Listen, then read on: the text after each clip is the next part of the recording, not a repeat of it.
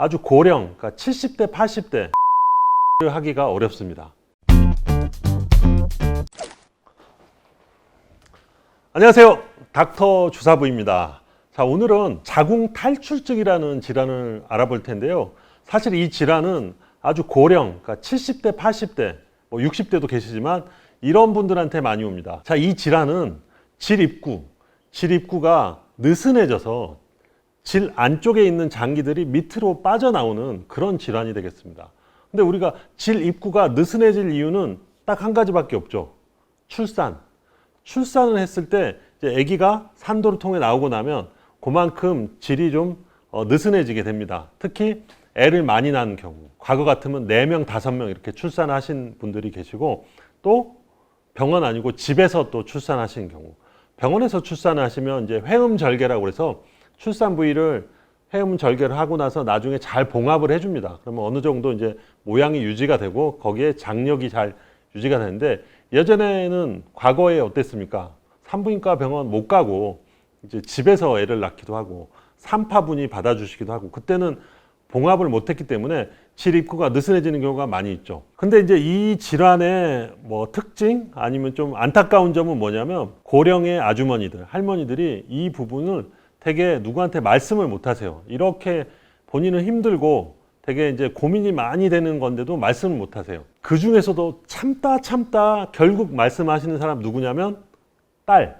계속 참다가 그냥 죽을 병 아니니까 지내지 하다가 이제 이게 너무 많이 빠져나오면 걷기도 힘들고 소변 보기도 힘들고 일상생활이 힘들 수가 있어요. 이제 이 정도 되면 말씀을 하십니다. 아들한테는 말씀도 잘 못 하시고, 그러면 대부분 이제 저 진료실에 오시는 분들은 따님하고 이제 손을 잡고 오셔서 보면 자궁 탈출이 밑에 쪽으로 쭉 빠져나가서, 이제 이런 거는 과거에도 많이 있었기 때문에 다 아세요. 이게 밑이 빠졌다. 또 이런 경우도 있습니다. 자궁을 이미 절제하신 분들, 그러니까 자궁이 없어요. 그럼 빠져나올 게 없는데 그래도 방광이라든지 아니면 장이라든지 이런 게 또 밑으로 밀고 나올 수가 있습니다. 그래서 이런 것들은 이제 자궁 탈출이라고 안 하고 직장류, 방광류 이렇게 얘기를 합니다. 그 빠져나온 장기를 갖다가 얘기를 하는 거고, 치료법은 아주 간단한 치료도 있고요, 수술법도 있습니다. 그래서 치료는 빠져나온 거를 위로 밀어 올려야 되는데, 밀어 올려서 가만 놔두면 또 빠져 내려오겠죠. 그래서 밀어 올리는 부분을 밑에서 이렇게 인위적으로 받쳐주는 보조기 같은 게 있어요. 실리콘으로 돼 있는 게 있는데, 그 실리콘으로 된 링 같은 거를 질 안에 넣어주면 얘가 빠져나오지 않게 잘 받쳐줍니다. 되게 간단하고요, 아프지도 않고 비용도 비싸지 않습니다. 자, 이런 치료를 패사리라고 합니다. 패사리라고 해서 이제 그런 거 검색해 보시면 간단한 치료법으로 나와 있고요. 근데 패사리의 이제 단점은 소독을 계속 해야 된다. 두 번째는 이게 질 안에 이물질을 넣고 있기 때문에 이제 부부 관계를 하기가 어렵습니다. 이런 경우는 이제 수술로 들어가게 되는데요.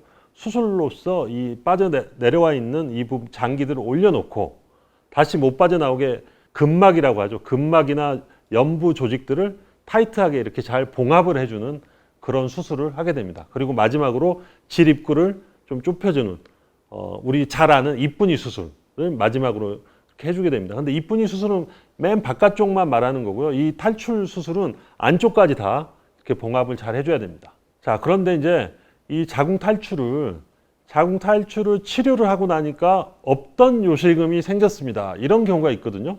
여기 방광이 있고 여기 요도가 있습니다. 얘가 방광이고 얘가 요도입니다. 그래서 이렇게 있으면 소변 쭉 밑으로 내려오는 상황인데, 자궁 탈출이 됐을 때는 방광이 이렇게 쳐져 있단 말이죠. 그러니까 방광하고 요도가 꺾여 있어요. 꺾여 있기 때문에 요실금이 없죠. 소변이 나올 수가 없는데, 얘를 다시 이렇게 올려주면 없던 요실금이 소변이 더 잘 나올 수가 있습니다. 그래서 이제 이런 경우는 요실금 수술까지 같이 해주는 그런 경우가 있습니다. 이게 또 재발이 옵니다.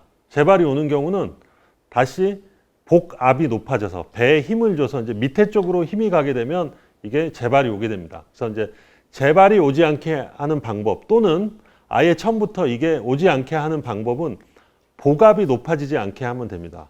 그럼 복압이 높아지는 행동은 뭐냐면, 쭈그리고 앉아서 일할 때, 우리 시골 가면 이제 할머니들 일하실 때 밭에 쭈그리고 앉아서 이렇게 일하시잖아요. 그때가 이 밑에 쪽으로 힘이 많이 간단 말이죠.